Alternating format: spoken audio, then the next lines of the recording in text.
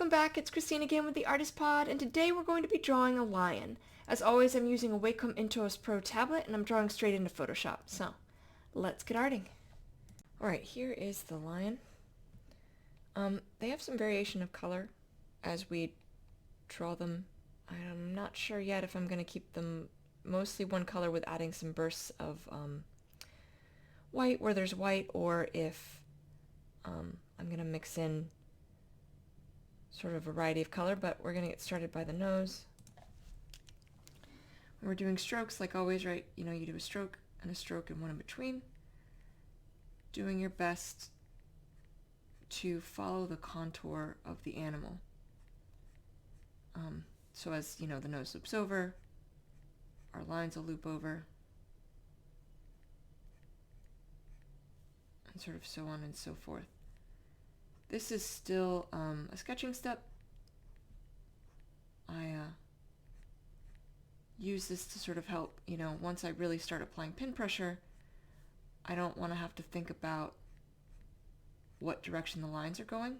So you could skip this if you wanted to, this step, and just jump right into adding shadows and highlights. The reason I do it though is when I'm adding shadows and highlights, I'm already trying to think about how they would sort of correctly be lined up on the animal based on the contour and everything else. And so having the line directions, the fur direction already sorted, is just one less thing for me to think about. And I can really concentrate on adding the shadows and highlights in the proper way. Now I know you can see the little dots on his face, or on her face.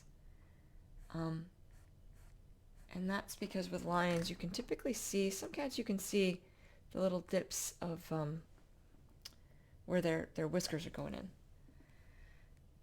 And you can with lions.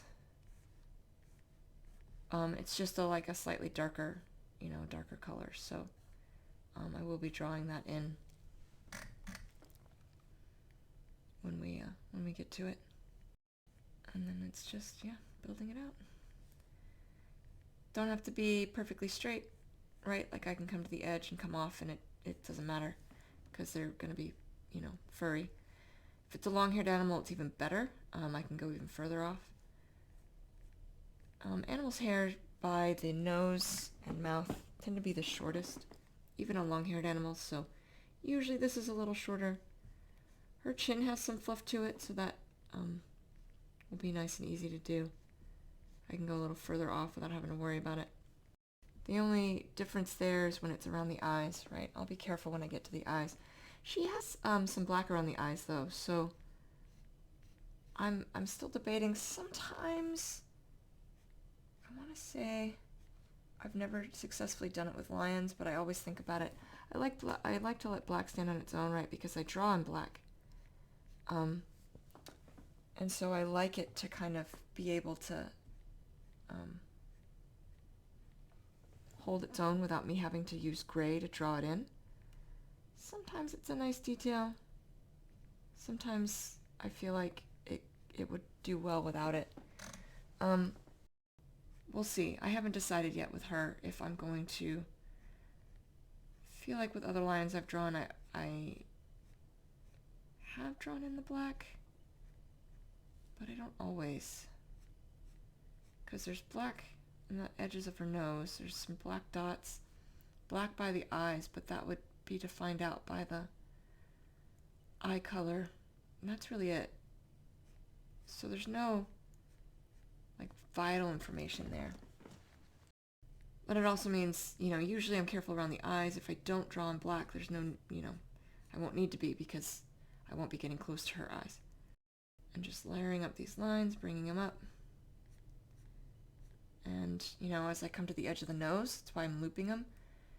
Edge of the nose for direction's probably changing because by the time we get over here, it's going down, so it's got a loop to get there.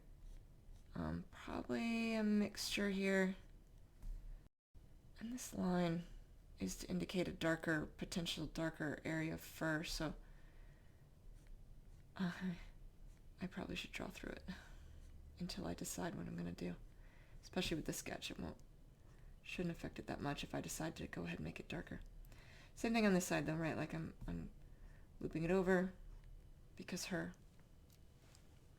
fur direction coming off of her nose is going to change as we come to the edge of her nose. Whereas up the middle, you know, we're going up the middle. Nice and straight. And we're coming up this way. And then it's once we come over, start shifting these lines just a little bit. Shifting the lines over so that we can get a nice loop going. And then I will draw onto the areas I've separated as well. Right above the eye, so the eye's a good delineation. When you get to the eye, everything kind of coming up in between is going to go up. Now there might be some looping, right? Like it's starting to loop down and you come back up. That we see a lot, especially because there's a bulge here on our eyes, right? There's a bulge because our eyes are a ball sitting in a recess in our heads. So, you know, it's a good line to know where you should be turning your strokes. Below the eye loops down, above the eye loops up. Right, so below that eye we're looping down, and above the eye we're going up. So just always thinking about when I'm doing this step, what direction is that fur going? It isn't necessarily as straightforward as it might seem. And then as we come up the forehead, same thing, right, over the eye. That fur starts looping off to the side, middle's going to come straight up. And what I'm debating on is this is like a darker spot amongst this sort of lighter color. And I'm debating on if that means I should add the darker color, which I've been drawing over,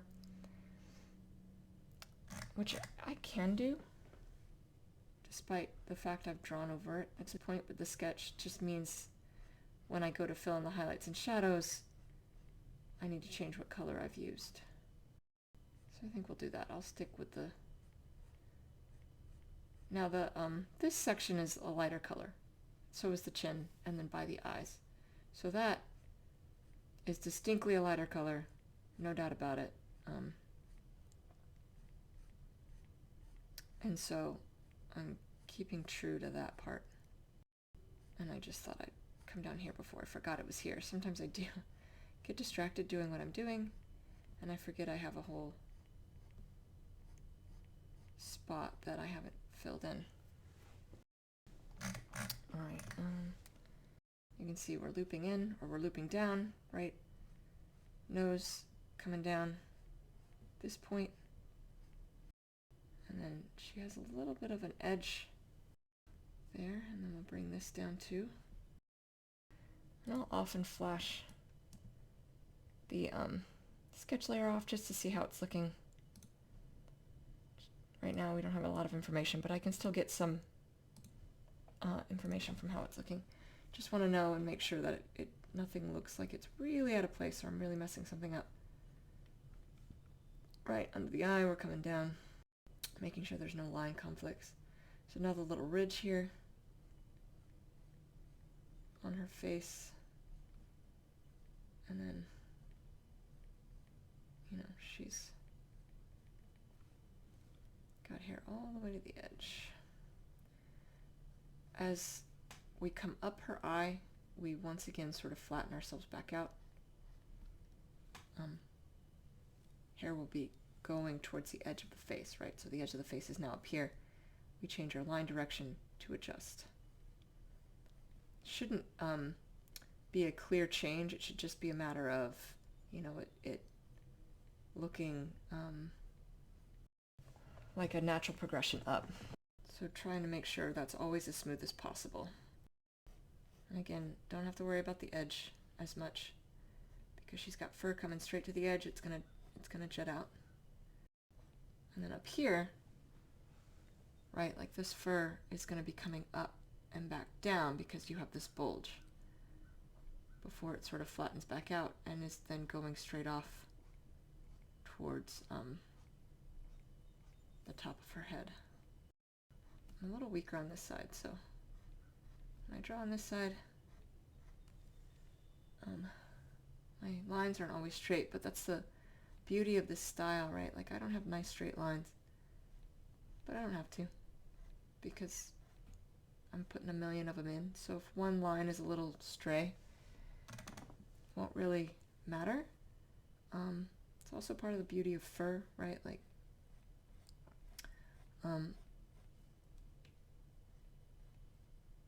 there's going to be some variations, and at times hair or fur is going to be going, different ways.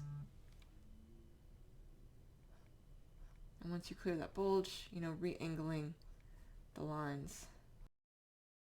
We get to the ear. We'll bring that up. So the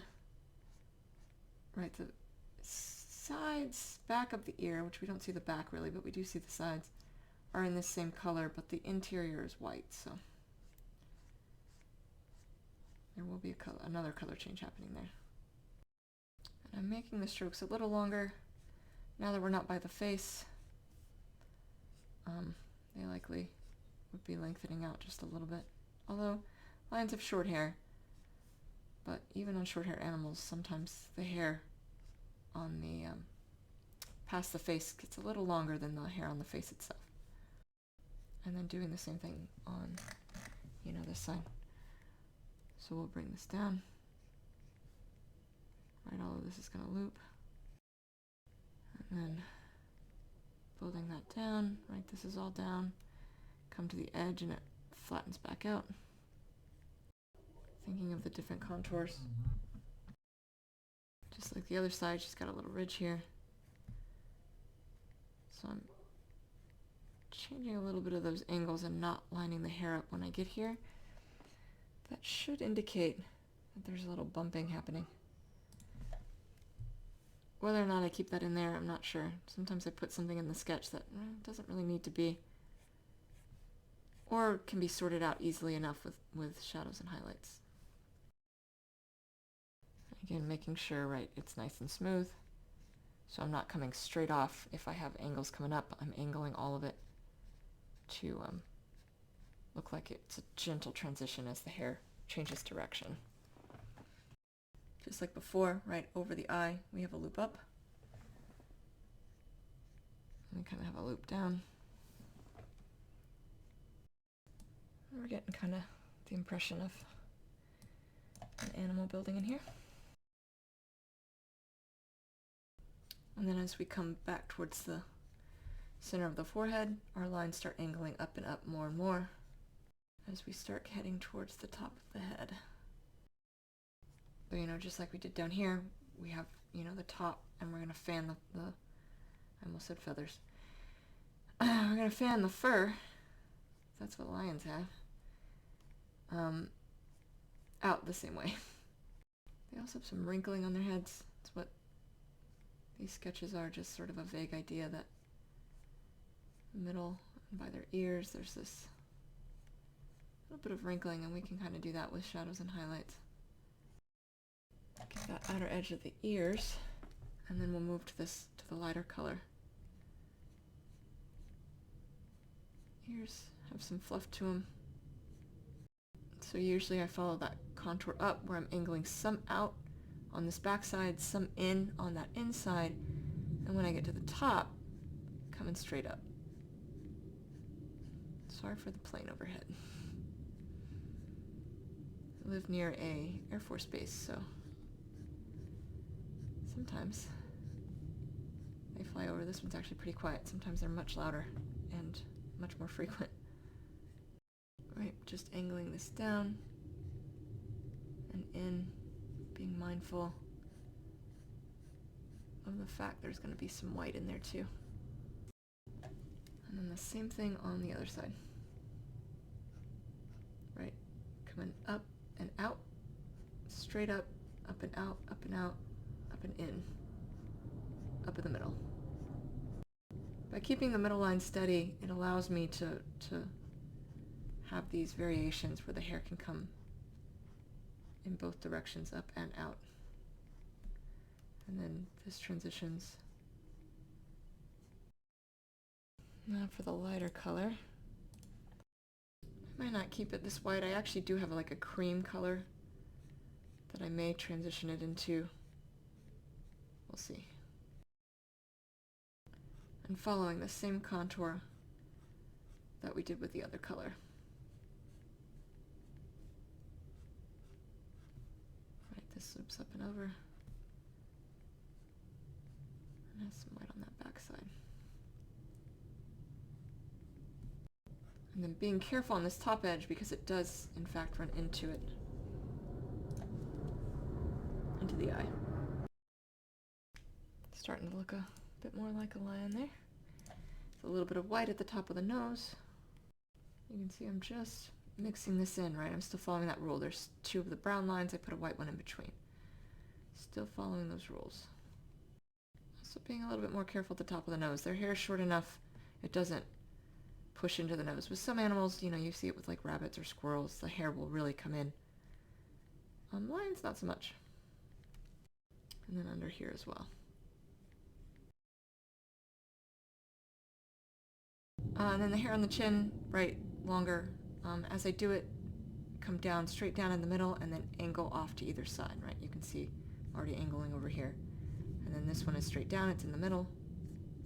That allows me to then angle this side, avoids any line conflicts.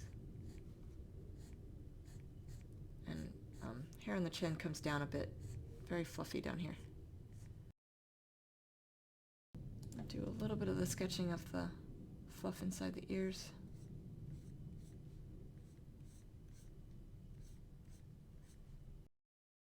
Kind of sketch in the pink of the nose. And then you'll see me do this a lot. I flash a layer on and off. I've drawn on the wrong layer so many times. You'll learn to double check. Even still, sometimes I do it. So just, you know, this is no fur length, right? So just putting the strokes however long I want. Being careful to mark around any features.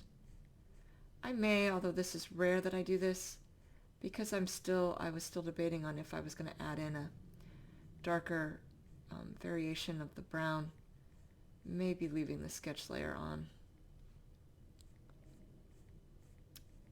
But right, you know, she's got a little bit of brown or black in the nose, so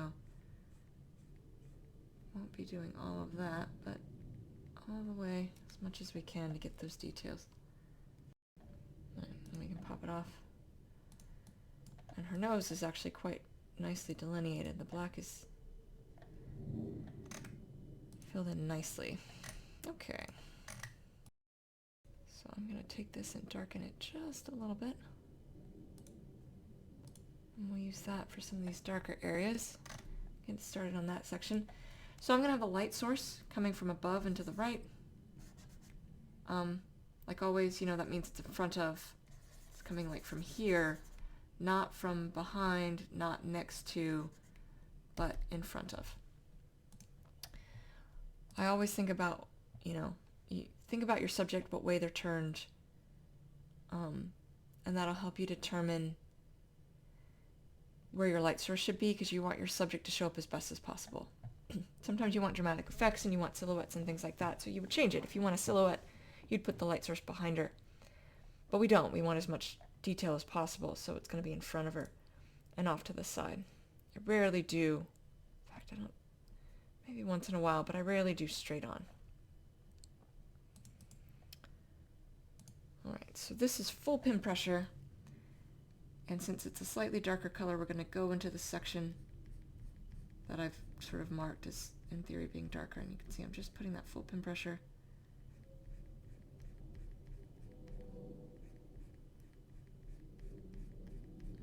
Really adds a lot of color really quickly, just following the lines I've already drawn.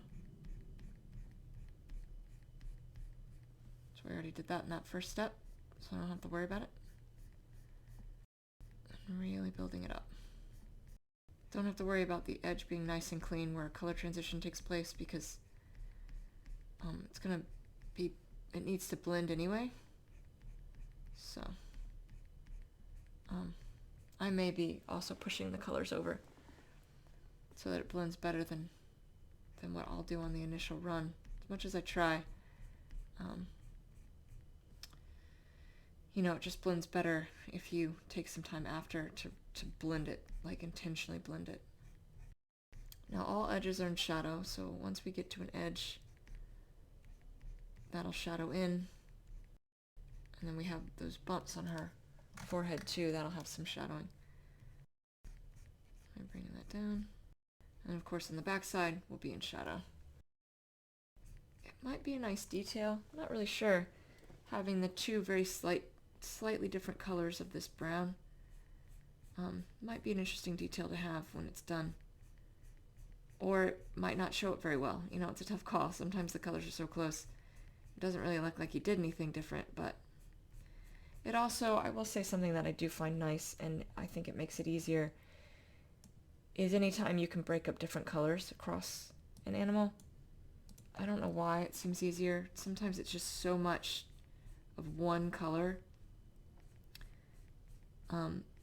with nothing to break it up while you're drawing. It feels more tedious, whereas if you have more to do, you have different colors and you can kind of break it up, I'm less likely to feel like it's harder to do, and I couldn't really tell you why that is. But sometimes when there's so much of one color, it feels like it's a lot. Alright, as we come to this edge, right, backing off my pin pressure, so this is now shadow up in here. And as we connect it back in, I need to be mindful to connect it carefully so that it fades into the highlight. So one way that I've found that's a little easier to do that over time is to come from the shadow into the highlight instead of pulling the highlight into the shadow. Because here I can add just a little bit more pin pressure until I'm really building up full pin pressure. Right, now back in here I have full pin pressure. And then I'll probably make some adjustments on the back side. But if I do it right, it should be nice and blended. I'm going to bring that shadow on up first though. Right, all edges are in shadow because even though this is on the side of the light source, it's rounding away. So it wouldn't be in highlight at this point. That's what helps indicate to us it's a three-dimensional object on a two-dimensional plane, right? I know I've mentioned this before, but you know, artists are illusionists. So this is one of the ways we create that illusion, is by carefully placing our highlights and shadows. Putting a little bit more pin pressure here, this mid-transition, and then transitioning it all the way into highlight. What's nice about that is you don't have a strong, and there's a little bit of one here, but you don't want like a distinct line between shadow and highlight. And so making sure they're tapered in nice and neat to each other is how you avoid that look of, oh gosh, there's a line, and this line is clearly the highlight versus the shadow. You can see that you can't really see there's a line, it's just that the lightness sort of varies off. And it's okay to have, you know, you can pull back and see that there's a lot of variation in here. That's some of what's going to make it look a little bit more realistic, is there's variation within the entire thing as well. So you have that look of individual fur.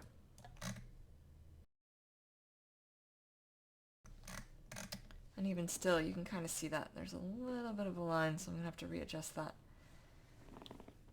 because I don't want that to be a noticeable transition. But by pushing it a little further up, you know, as I add in this harsher, stronger highlight, it gives me some flexibility to be able to draw in a little bit.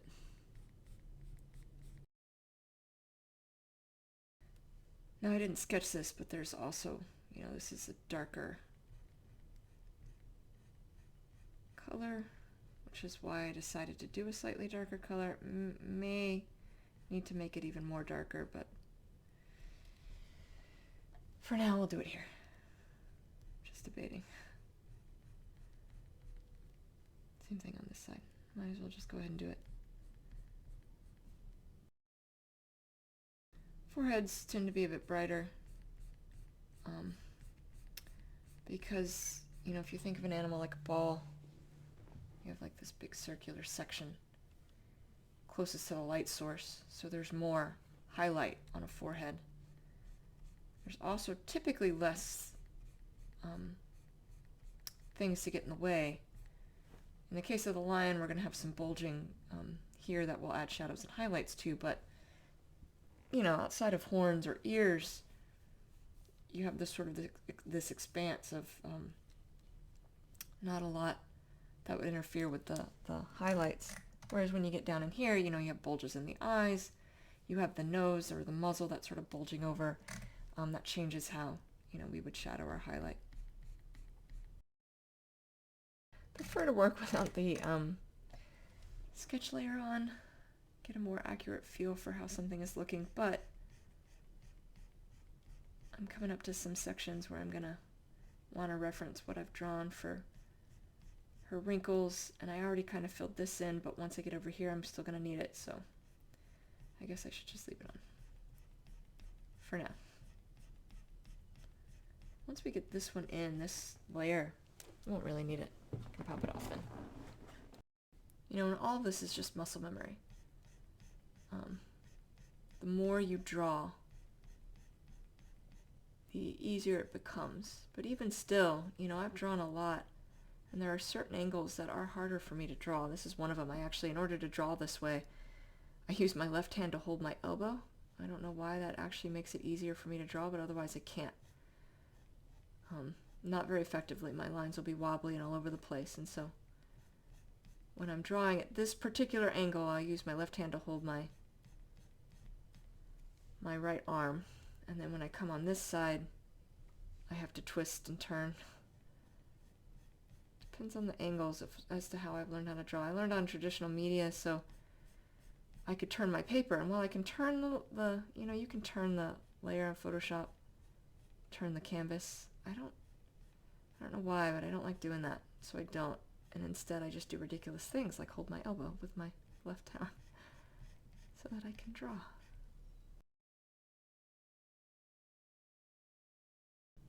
Alright, so I'm going to go ahead and sketch in some shadowing where there's a dip down the middle of her forehead, and then right along here. Again, to do that, just backing off pin pressure. And I'm going to do the same thing right over here. Create that little bit of shadowing.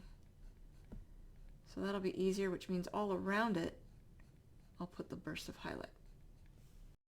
And then I may temper out the shadow, right? The deeper the shadow, the deeper the recess. And so if you don't want something to look like it's this major recess, you can temper that off by brightening up the shadow.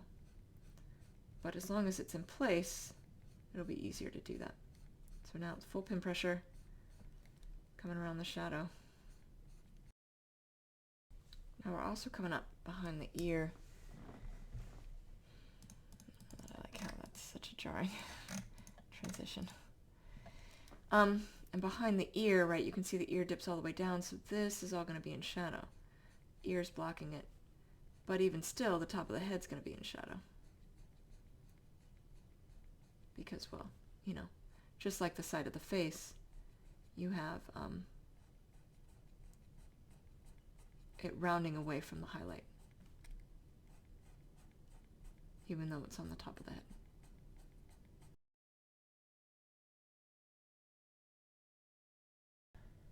And right, you can see her little wrinkles up there. May still do some adjusting, but yeah, it's looking good.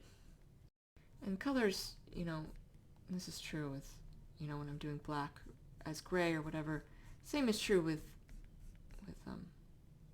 the shadowing here. Is sometimes the colors around something can make it change. So if I think this is not dark enough, I can always add more lines to the area surrounding it to, in effect, brighten up, or to, I'm sorry, to brighten up that area, but to darken the wrinkles without actually having to darken the wrinkles. So same is true with color, you know. When I'm using gray for black, holding back my pin pressure, and until I add other colors, that gray will look gray. But if once I start adding in other colors that are putting full pin pressure and I'm really brightening it up, the gray will look black because in comparison it's so much darker, right? So, you know, it works with shadows as well. If I need something to look a certain way, I can brighten up the areas around it instead of just darkening up that spot. Now some of this is going to be in shadow. Sometimes what I do, what I'm doing right here, right, is I'm going to add in more shadow than I need. I know that this section will be in shadow. So I'm going to add in more shadow than I actually need. And then feather out exactly where I think the transition will be. Some of this is highlight. All of this is shadow. But again, foreheads have more highlight than other areas. So she will have more highlight coming down. Just a matter of sorting out where that transition would happen. And of course on the back, so this is where, you know, the edge of the head's meeting the ear. This would very clearly be in shadow. So just sorting that out. And then bringing this in. And then backing it off. So as I bring this up, making this a smaller and smaller distance because the rest of that's going to be in highlight. Pulling this up a little bit more than I need, as I mentioned before, right? Like having that little bit of extra can help make sure it's feathered in nicely. And then transition back into highlight. Still doing that transition midpoint where I'm putting a little bit more pin pressure off the shadow before I go straight into highlight. Help feather it in.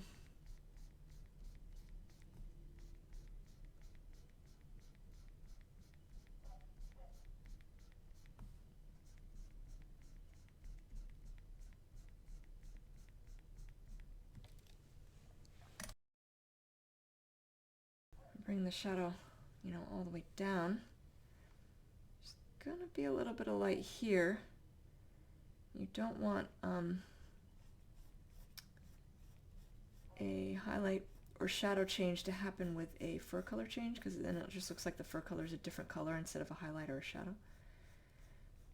So that highlight may push in to the brown. Depends on how I do it, and I will likely wait until I draw that section in to determine if I think it's needed. Likewise up here, may still also have some highlighting. Depends on exactly when her nose turns downward. But again, you know, when I'm doing that, I do find it easier to lightly fill it in on this side and then sort that transition out. And with a color change, some of that's going to be determined by, you know, since I'll be drawing a different section, exactly when I think. I feel like it still might though, because of the way I do the lines, right? You have some turning here, but it really starts to dip down in here, which means you might have a little burst at the top of this section. All right, so now we're going to get this lighter color and see how much of a difference that is. And start a new layer. I could actually see from that thumbnail I was on the wrong one. Let's see if this is noticeable. Yeah, I think it will be. Again, full pin pressure here, at least on this side. Gonna be hopefully a subtle difference. That might be interesting if we can see the difference, but it's subtle enough that it blends nicely together. That's really an ideal. The problem is when you can't really see the difference, you know, then what's the point? And sometimes you can't. But I think you can with this, so this will be good.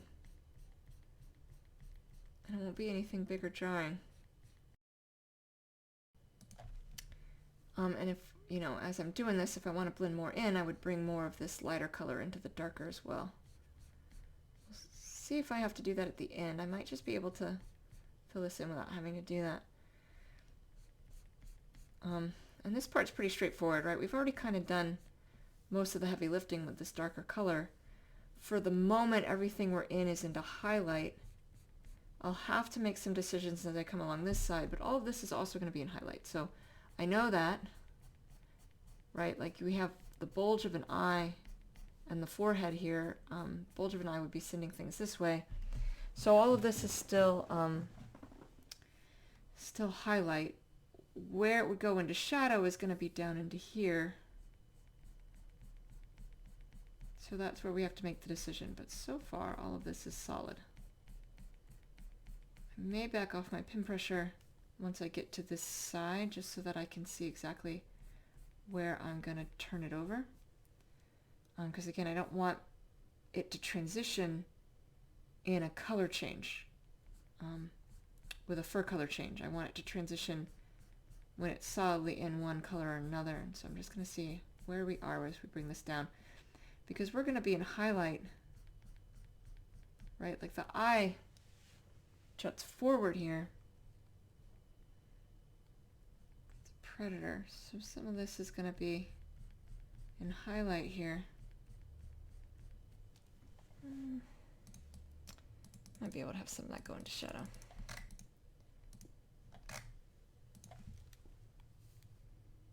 This will be highlight though. And then we need to be consistent as we bring that down. I can probably, some of this come in.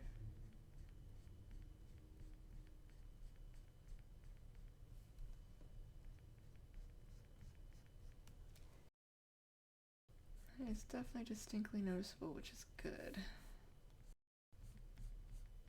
But it's also subtle. Now I also don't like, sometimes you'll see me, I don't like it when you end up with like a big long, like, right, if I pull this back, what I just did, I have this big long like gap here. I will fix that as I'm drawing because I don't like to see something that ends up really long. We can pick that up. You know, we'll notice something like that potentially and be like, oh, that's weird. Why is there this big black stripe in the middle of the fur? And so when I see that, I'll also intentionally, you know, try to be mindful about drawing it over. If I'm having trouble aiming for it because just the way my hand works, sometimes I can't quite aim for it, I'll change the direction, right? I'll just shift that direction a little and I know that I'll get it then if I'm having trouble like filling it in. Usually though, you know, you aim for it and fill it in and then it's gone. But I won't let that stay. Sometimes I miss it, sometimes it's not noticeable. There's a lot of texture, so it may not be noticeable. But I'm very much of the belief that if I can see it, other people can see it. And so I never will let it just sit there. Now I'm also going to have to pop the, I wonder if I should do that sooner rather than later. As we get down into here, we have the darker section where some of this darker fur, where the whiskers are pushing in. So when I get down to the cheeks, I'm going to need to, before I put the light, I should probably put the dark. It's always easier to put a lighter color on top of a darker color and it show up nicely than the opposite. Putting a darker color on a lighter color doesn't always show up as nicely. And so now that we're doing this, I'm going to have to flip back to the other layer, which is fun. I often, mid-drawing, will realize I've done something like that, and I'll flip back, you know, and fix something that I think I've left out of place, or, you know, you just sort of, it's easy enough to do. You just change the color, and then I just make sure I'm on the right layer, which is important, and then, you know, go from there. But we have a little ways to go, because all of this does not have, blend right into that white, does not have whiskers. Sorry, I stopped mid-thought. Dedicating too much brain power to the drawing. So I am going to go ahead and flip that and draw in some of these spots. Don't have to be anything big. They're just these little spots that the whiskers are coming out of.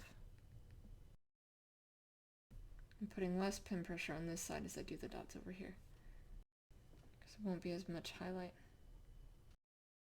There is still going to be a little bit of highlight coming up on this side. Now all edges are in shadow, right? So this edge here against the cheek is in shadow. So will be the face right up here. Right, and then under here, we're going to have that same thing. This little bit of shadow. She has that little roll in her face, so maybe extend it up. And then of course this side, you're going to have less pin pressure. Be harder to see that color difference because both of them are faded, but you can a little bit. Just like before, build out from the shadow into the highlight before you're into full highlight. Right, moderately heavier pin pressure.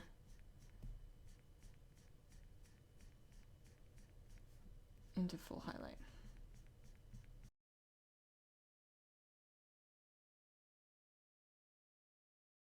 Same thing, right? Moving out from the edge with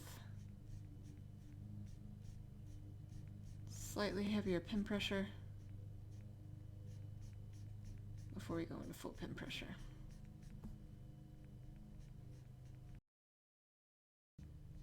Gonna have it fade by the whisker spots. It'll add hopefully to how dark they look.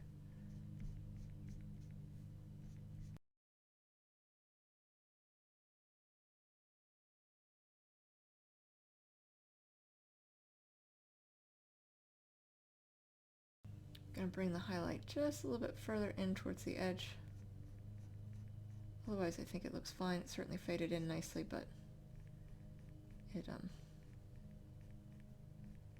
be a little closer. Some of this definitively in highlight, but at some point here, it's going to transition to shadow. I'm probably going to start doing some shadowing once I get past here and just sort out the rest from there. All of this is in highlight though.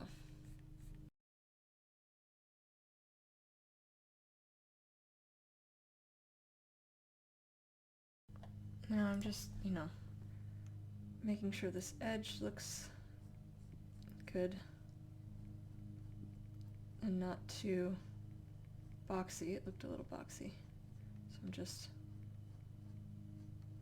pulling it out a little bit. I'm going to sort of filter this in as I'm doing it, so I am going to have to go into the other color. As I'm doing it, I'm adding more lines. I'm not putting more pin pressure because there's already a ton of little lines, so I don't need to put a lot of pin pressure now to get the highlighting effect. So I'm just going to pull that over just a bit. This is also an awkward angle for me. The other thing that's going to happen is his cheek here. I'll have a little bit of highlighting as well. So again, not full pin pressure, just adding more lines.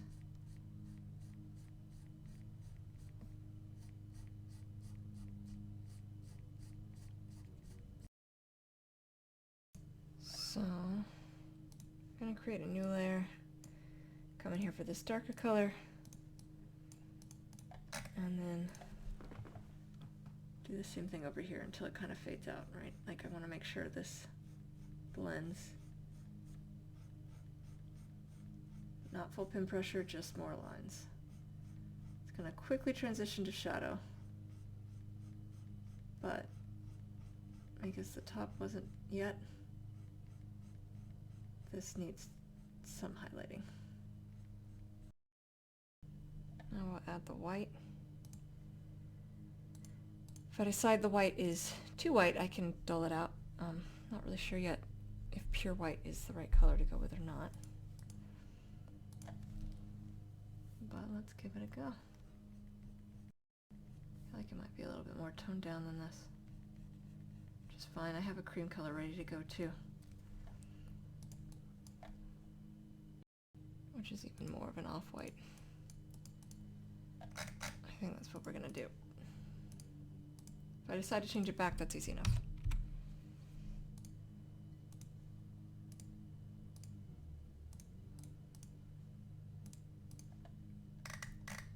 And it's a little bit more of a muted transition. But it's still obviously noticeable. Alright, so the hair under where it would be rounding down into the eye, right under here, it's going to be in shadow.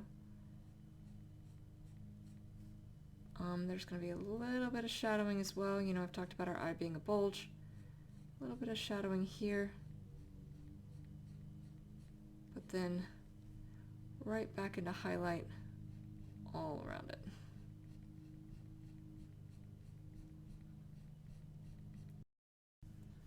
And then underneath, of course, highlight. Same thing on this side. This is still in highlight. We have highlight, of course, here.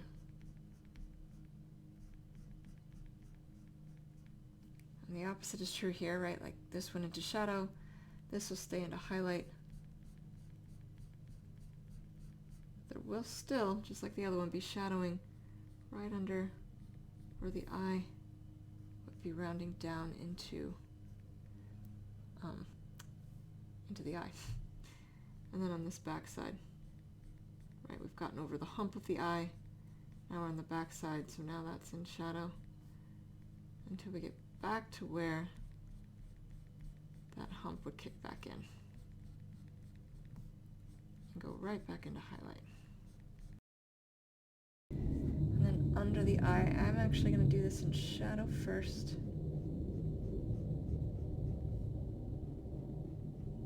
And then I will add in the highlight. Lions are predators. Their eyes are forward facing, right? So there's usually a burst under. But the eye rotates kind of in a little bit. So it wouldn't come all the way to the edge likely.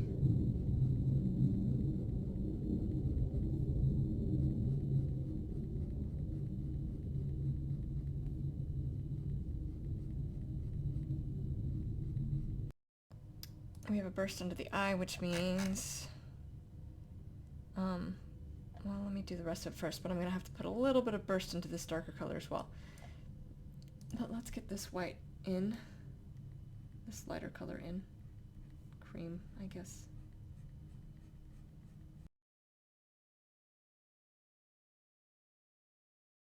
So as the cheek comes over, right, this edge is going to be in shadow, this middle edge, because that cheek, you know, that lip, I guess, rounding away from the light source as it comes over, and then of course, just like before, you know, underneath would be in shadow with the light source from above.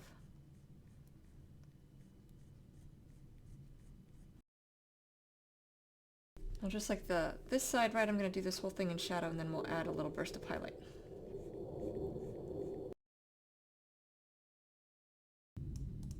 Okay, so now to add, just like before, right, I'm not putting full pen pressure, I'm just going to be adding more strokes. Not holding back my pen pressure, I'm just not putting more. Any more than what is comfortable, basically. Like I do when I really press down into the highlighted sections where I haven't added shadow first.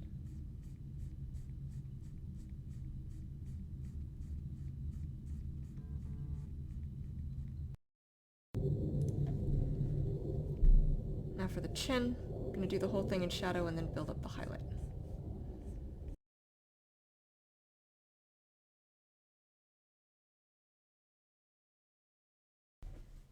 So for chin, right, we're gonna have basically highlight down here in the middle. I am putting a little bit more pen pressure, but that's mostly because I am doing these long swipes, and inevitably there's more pressure on the tablet when I do it, but I don't need to. Alright, it's mostly incidental. So light source coming from this side, so you know the chin this way is going to have highlight. And with it being so hairy, I may pull more off of it. You know, sometimes like with a singular stroke, you can have a few brighter spots coming down, where normally it would be in shadow. And then as we round this way, it's still going to be a little bit in highlight. We still kind of have this middle section, and then it's going to fade into shadow slowly as it rounds the other way. I always like to back out. I think I mentioned that already, but I like to back out so I can see the overall picture. That's really what's important here. Fixing any spots that I think are out of place or don't work. Now, I'm gonna get the ears, and then we'll do the nose and the eyes. So the ears are, you know, the same color here, this brownish color.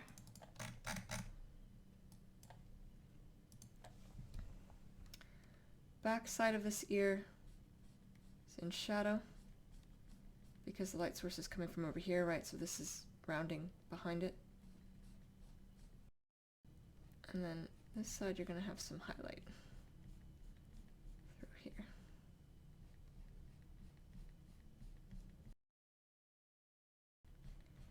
I'm going to do this in shadow and then add the highlight.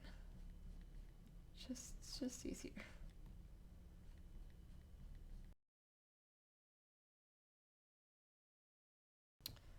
Alright, so there's going to be some highlighting here. And definitely along the top. And the ears kind of round in. I'm going to add just a little bit of fluffy light hair in here.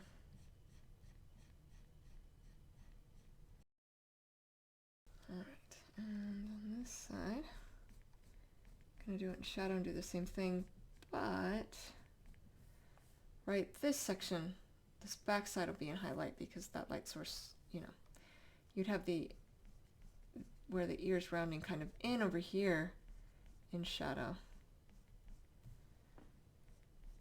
And then of course all edges are in shadow, so you know, despite saying this back side's going to be in highlight, all edges are in shadow is the reality. So this edge will be in shadow, but everything else will be, well, everything else. This strip will be in highlight, and then it'll probably go into shadow on this side. And this is highlight.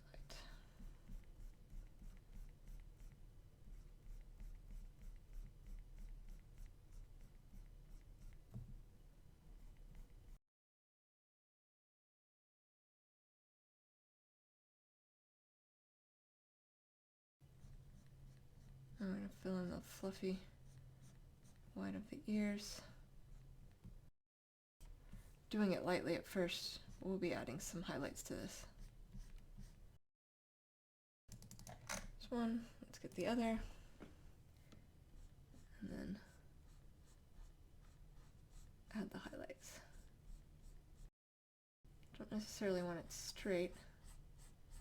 You want it kind of going in different ways.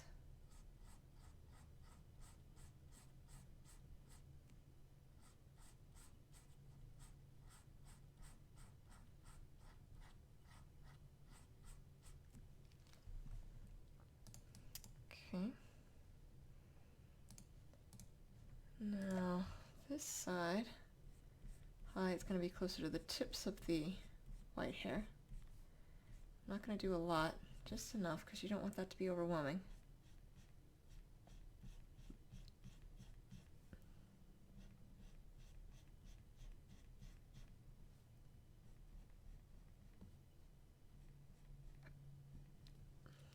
Okay. And then on this side, the highlight's going to be kind of in the middle, right, like right through here. Because one side it's going into the ear, the other side it's that tip is rounding away.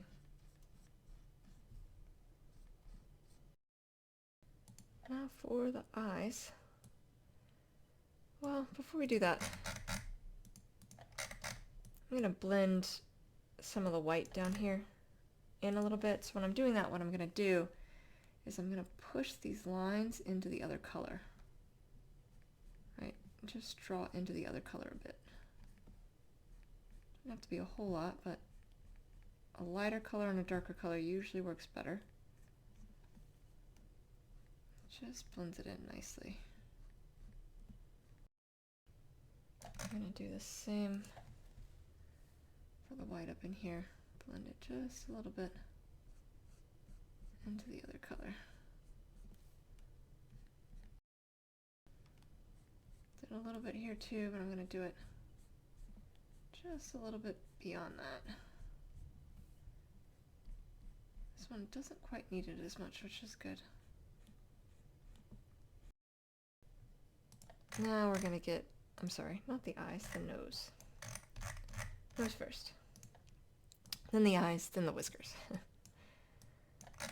Almost done though. Okay, so the nose, you know, we have the black, but that's not necessarily a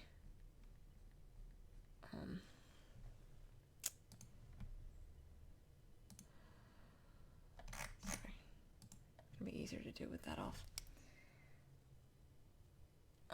Black is in a recess, but coming underneath will be, so this should be in shadow because it's going under.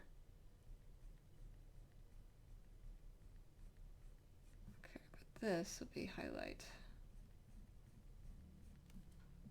And then we'll really get around and flesh out these circles I created.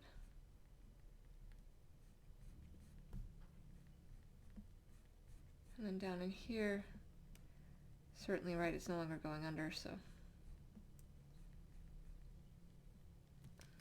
I'm gonna need. So there's a little bit of a line, which, let's see if I got that. Can't really tell, but that's fine.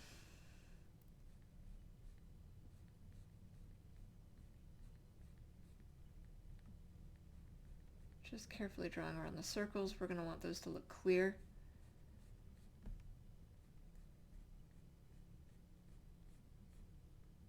And then we can pop that off. As it comes over, start fading it off. And then of course it's coming under, so this would definitely be shadow again. Alright, well their eyes are kind of ambery. That color just looks off to me like it's yellow. Okay, so let's choose an amber on our own.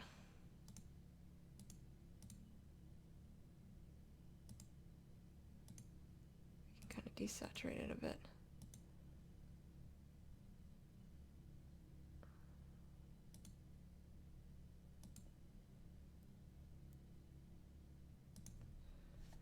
I think that works. Okay. So, light source coming from above into the right. Doesn't really matter yet, I guess, because right now we sketch it in. So I just sketch in the pupil first. Make sure it looks like she's looking at me. And then the same thing on the other side. Try to make them the same size, but if not, it's not the end of the world because I am going to take the select tool and fix that. Fix the edges. Yep. And then fill it in, usually leaving a gap. Fill it in so that it's in a circle, right? This sort of semicircle coming down. It's in this line, not in this line. So, you know, if the eye is casting a shadow, this is the line to follow where that shadow's happening. Same is true on this side. down.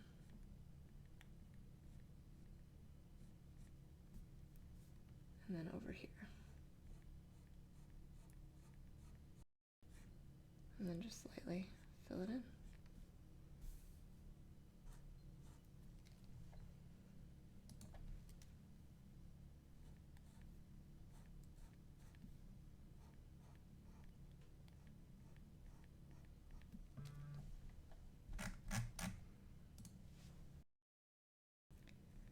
I'm just lightly filling it in at the moment. Nothing heavy or major. We'll add the highlights and shadows in a second. Yeah, that's actually shows up around the black nicely.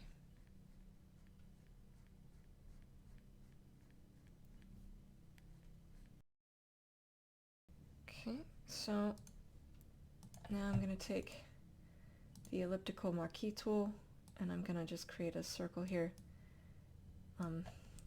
to make sure that this is a perfectly circular recess. Same thing on this side.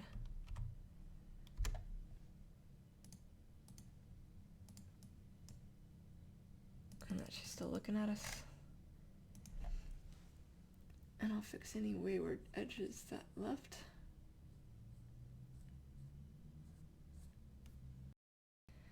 Now,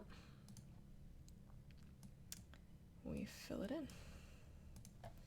Again, light source coming from above and to the right, so the first thing I'm going to do is put a burst of light against the pupil on the opposite side of the light source, because there's going to be a shadow against the side of the light source, right? Pupil is a recess into our eyes, and that's how you create the illusion of something going into sort of a deeper void, right? Like you have a shadow on the side, and then the light source would basically be hitting the edge of the opposite side.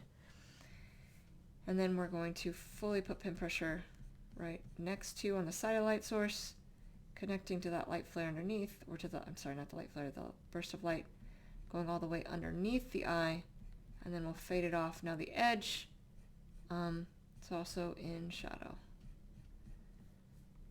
And so now I just fade it off up here at this edge, and then fade it off down to this edge. It's a little bright.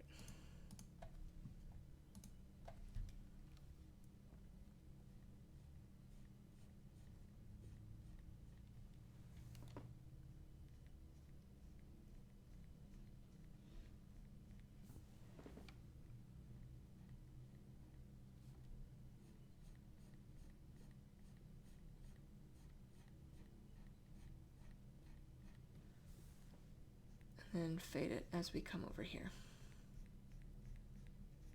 This is on the opposite side of the light source, so would also have a little bit of a shadow.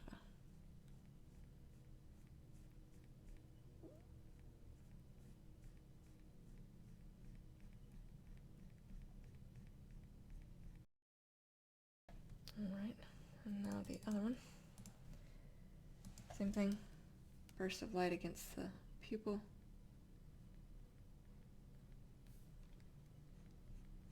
Highlight on the side and going all the way underneath.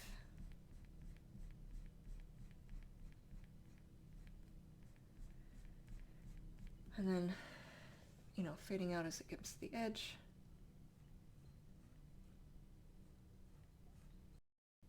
And then a shadow as it comes to this side as well, to this back side. Doesn't have to be a deep shadow, but just enough that there's a difference, right? Like I'm just holding back that little bit of pin pressure.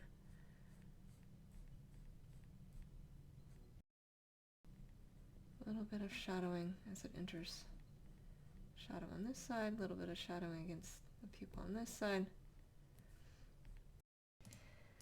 Now, one of the most important things to do when you're drawing eyes, in my opinion, is to draw the light flare. Light flare is just a burst of highlight where the light source would be bouncing on the eyes. Our eyes are wet, so they pick up that light really nicely. once again, I'm going to take the elliptical marquee. I'm going to make an oval. Size depends on how much space we're working with. Not working with a lot, so this one's going to be small. And we put it in that highlighted section, but I don't want it going below the pupil, right? So maybe a little smaller than that. Come in a little bit more. And make that. There we go. And then I'm just going to fill it with the foreground color. I've already changed the white. And then do the same thing on this side, trying to mimic how high it was.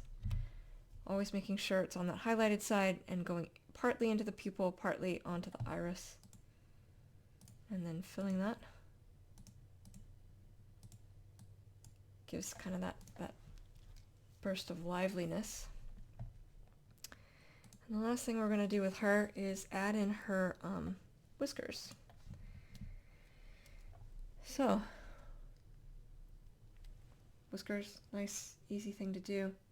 Going to do it from these little knobs we already created, but you know, you're just going to move your arm at the shoulder, very light pressure. So I'm not going to put full pin pressure for this, and I make a quick stroke. A stroke, stroke, different angles, different places, because we clearly have this delineated. Up, down. Whatever you do on one side, be aware you'll need to do it on the other. They tend to bunch up. So where you have one, you should have, you know, a cluster of several. Okay. Now we'll do the other side. Same thing. Moving the arm at the shoulder.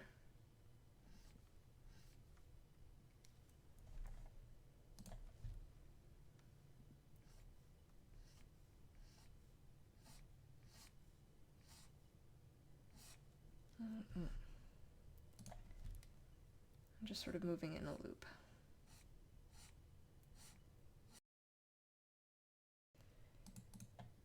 And then we're going to have a few coming up.